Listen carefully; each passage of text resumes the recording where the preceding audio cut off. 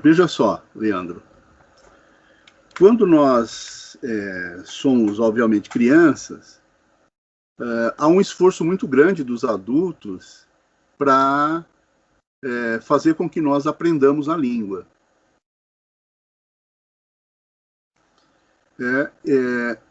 O que sentido tem o aprendizado da língua? Veja, me parece o seguinte, que a língua não é um instrumento neutro.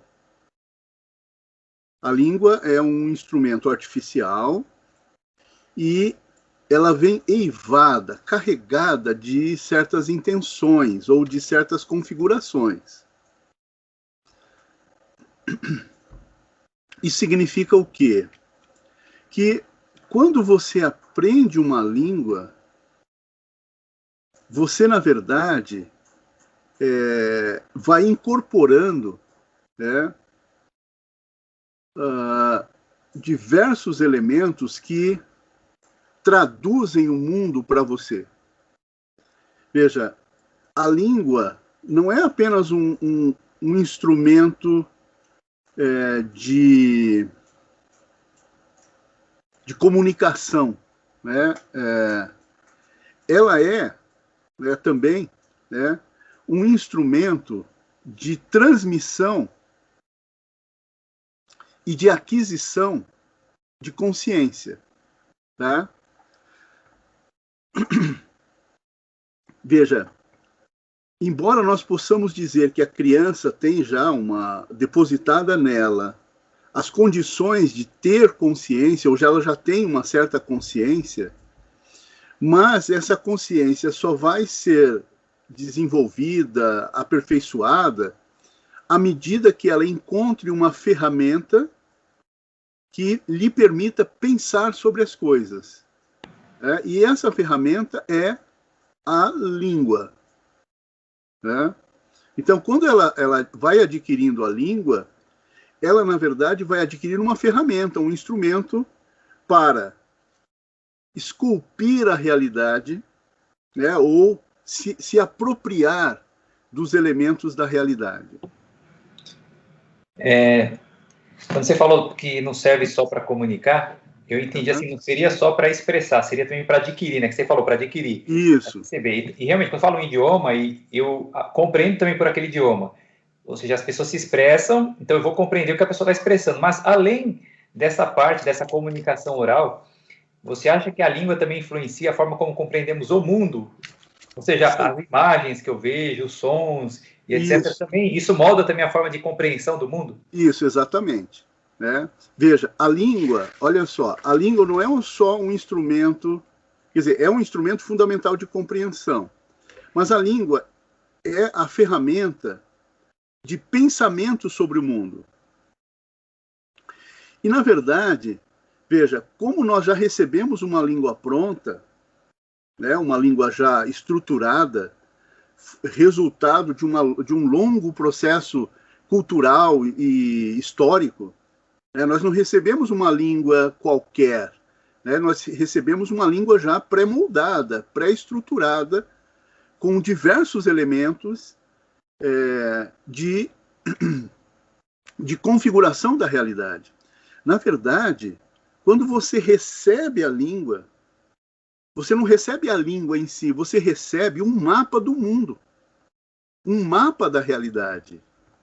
Porque é com essa língua que você vai designar tudo quanto existe, tudo quanto você pensa e tudo quanto você sente. Quer dizer, as suas próprias emoções serão identificadas com determinados signos linguísticos que te permita observar as suas próprias emoções, seus próprios sentimentos. Então, a língua, ela é muito mais do que um mero código de comunicação. A minha compreensão é de que a língua não nos transmite apenas um código de comunicação, ela nos transmite muito mais. Ela vem recheada de uma espécie de organização do mundo, O mundo está organizado pela língua. Então, nós recebemos a ordenação do mundo, a configuração do mundo através das palavras, né? Diga. Imagine que você aprendeu o conceito de solidariedade Tá. pela língua. Você acha que se a pessoa não soubesse o conceito de solidariedade, quando ela visse uma situação de solidariedade, ela não perceberia aquela situação, ela não enquadra, lógico, não ia ter uma categoria para enquadrar isso, né? Mas seria essa a questão, ela não ia compreender essa situação e não ia distinguir do resto. Isso.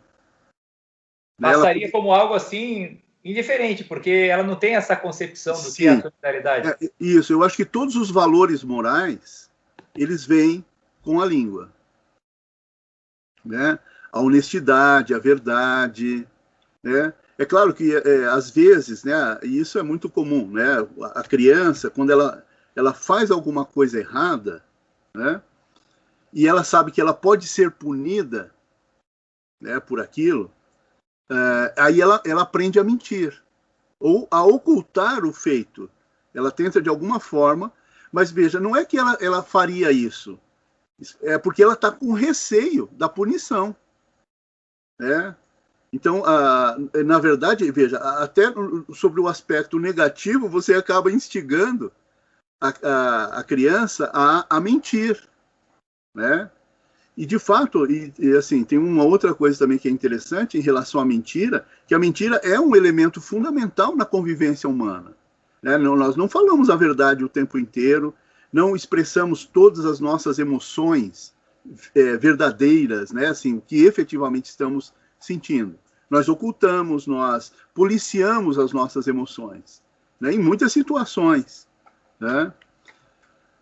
Bom, mas veja só, então, com a língua, né, vem muito mais do que o código, vem uma descrição da realidade, vem uma configuração, um mapa do mundo, um mapa das coisas, né?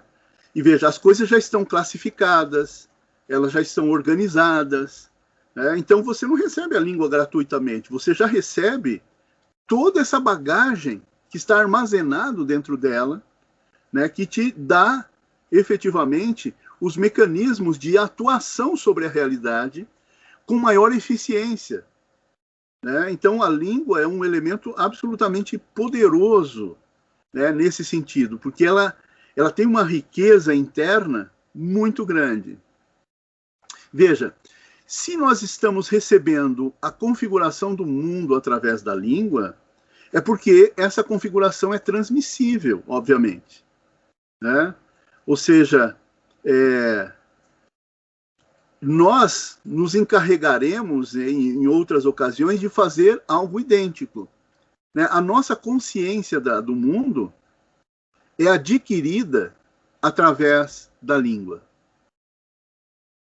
Quer dizer, nós nos conscientizamos da realidade através da língua. A língua nos entrega o bem mais precioso, que é aquela bagagem, aquele patrimônio acumulado pela humanidade ou pelo nosso grupo cultural, né? Isso é doado, quer dizer, é claro, começa de maneira bastante provisória e improvisada, né? E à medida que vamos crescendo, naturalmente, nós vamos nos inserindo em âmbitos cada vez maiores de domínio da língua. Aprendemos a falar, vamos para a escola, e aprendemos aí na escola novos elementos de configuração da realidade, e assim, né, vamos aperfeiçoando a nossa consciência, no fundo. Só que veja só que interessante, nós não conseguimos pensar sem a língua. Então a língua também se torna individualmente uma ferramenta de aguçamento e aperfeiçoamento do próprio pensamento individual. Ou seja, apenas quando você faz uso efetivo da língua para pensar, né, é que você elabora um tipo de conhecimento, né, fruto de uma certa reflexão necessária, reflexão essa que não poderia ser desenvolvida caso você não recebesse as ferramentas que te permitissem realizá-la, né? Então, a sua própria dimensão individual, né, é um acúmulo de informações, mas também, e essencialmente, de um exercício de reflexão pessoal. Ou seja, para aprender as coisas, para conhecer, não basta que elas sejam transmitidas. É preciso que seja transmitido também os mecanismos de compreensão. Ou seja, você tem que aprender a pensar sobre aquele assunto, sobre aquele tema, né, para poder se apropriar efetivamente dele. Você não recebe os temas prontos, embora, né, você possa, eventualmente, ter acesso a uma série de coisas assim, mas isso não significa que você está incorporando, está se apropriando de maneira profunda, de maneira desenvolta, aquilo que está sendo transmitido, né? É claro, isso tem vários aspectos a serem considerados, né? Principalmente porque o nosso clássico modelo de transmissão é de colocar o aprendizando, né, aquele que está aprendendo, numa condição passiva.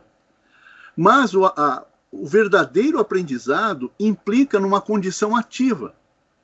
É preciso que ele também desenvolva a capacidade de obter o conhecimento.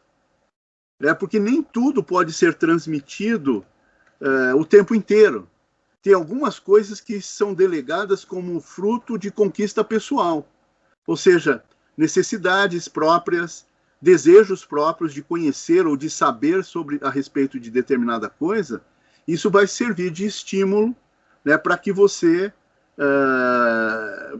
desencadeie o processo de apropriação de conhecimentos que estão depositados em livros, né, que não podem ser facilmente transmissíveis, né? Então, é preciso também uma atitude ativa, né, nesse processo, né, e não apenas passiva de recepção, mas ativa de construção do próprio conhecimento. Né, e a construção do conhecimento implica necessariamente no uso do pensamento. Se você não pensar algumas coisas, caso você não faça uso da ferramenta, né, de forma adequada, você não vai conquistar determinados âmbitos de conhecimento. Né? Então, é fundamental, né, no processo, essa atitude autônoma. Né? Aí me parece bem semelhante ao que ocorre com as partes do corpo humano, que se você não usa, atrofia.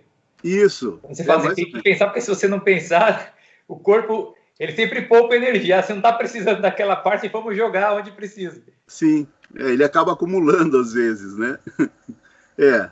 Né? E é mais ou menos isso. Né? Quer dizer, o exercício do pensamento é a fonte do conhecimento. Quer dizer, se você não pensar sobre aquilo que está sendo transmitido, você não se apropria, né? No sentido de incorporar aquilo de alguma forma. Né?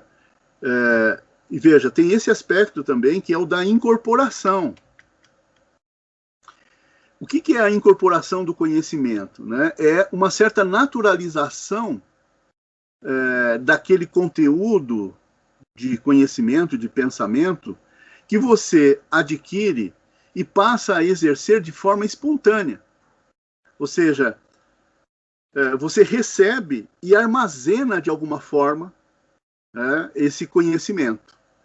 E veja, uma demonstração de que você efetivamente armazenou alguma coisa é quando você consegue ou faz o exercício para transmitir aquilo que você recebeu, né? Quer dizer, aquilo que você emoldurou, né, como conhecimento. Então, quando você vai passar para uma outra pessoa, para outros indivíduos, aquilo que você acumulou como conhecimento, né, é que se verifica se efetivamente houve incorporação. Tem uma ideia que é muito comum, né, a respeito da cultura. Veja, a cultura é tudo aquilo que fica quando você esquece tudo que aprendeu.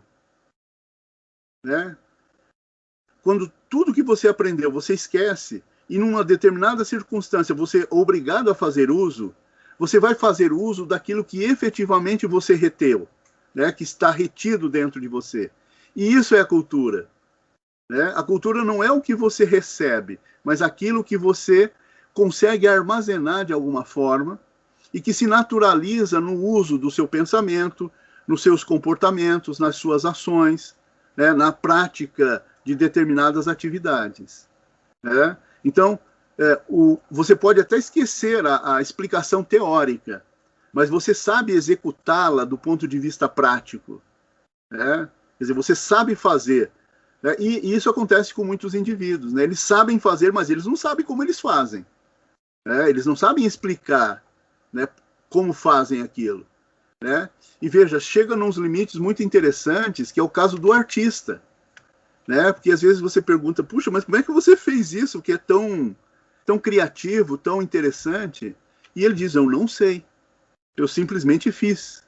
Não há uma consciência plena do processo de criação, de elaboração.